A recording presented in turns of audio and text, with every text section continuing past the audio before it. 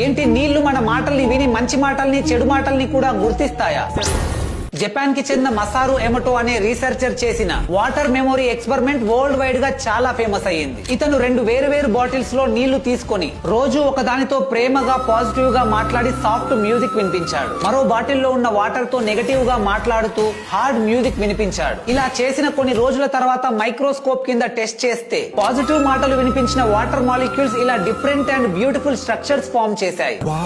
అదే నెగటివ్ మాటలు heavy metal music వినిపించిన వాటర్ ఇలాంటి clumsy and unbalanced structure form చేశాయి.